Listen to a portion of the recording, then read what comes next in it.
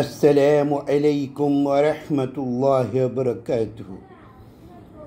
কেমন আছেন বন্ধুরা? আশা করি সকলেই ভালো আছেন, ভালো থাকেন এই দোয়াই করি। কিছু কথা বলবো, কথাগুলি মনোযোগ সহকারে শুনবেন। ভালো লাগলে লাইক কমেন্ট শেয়ার করবেন, অন্যকে জানার সুযোগ করে দিবেন।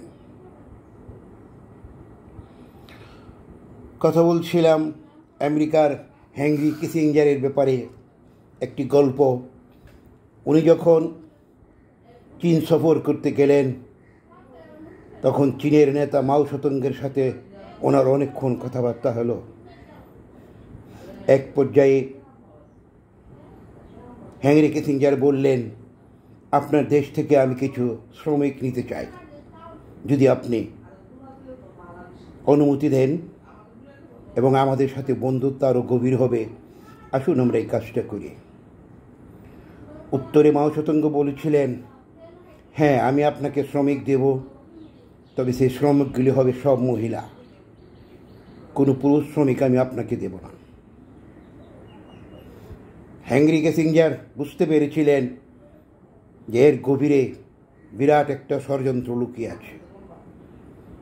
মাও সেতুংয়ের চিন্তা ভাবনা ছিল যে আমাদের চাইনিজ মহিলারা যদি সেখানে কয়েক লক্ষ পাঠাতে পারি, তাহলে তাদের বিবাহ হবে আমেরিকানদের সাথে, আর সেখানে আস্তে আস্তে আমাদের চাইনিজ জাতি বৃদ্ধি পেতে থাকবে।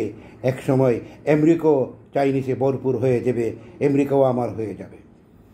হেনরি কিসিঞ্জার অত্যন্ত দুর্দান্ত বুদ্ধিমান লোক ছিলেন। উনি কোনো কথা না বলে চুপ করে চীন থেকে চলে আসছেন। এই কথার পরিপ্রেক্ষিতে আমি একটি কথা অনুরোধ করব, যারা বিভিন্ন দেশে থাকেন, America, Australia, Canada, German, Europe, যে কোনো কান্ট্রিতে বিদেশে থাকেন, দয়া করে আপনারা একটি দুটি সন্তান গ্রহণ করবেন না। আপনারা প্রত্যেকেই 5টা 7টা 10টা 12টা যে যতটা পারেন বেশি করে সন্তান গ্রহণ করুন, কারণ বাঙালি জাতি বৃদ্ধি পেতে থাক সমস্ত পৃথিবী জুড়ে, পাশাপাশি বৃদ্ধি পাবে ইসলাম।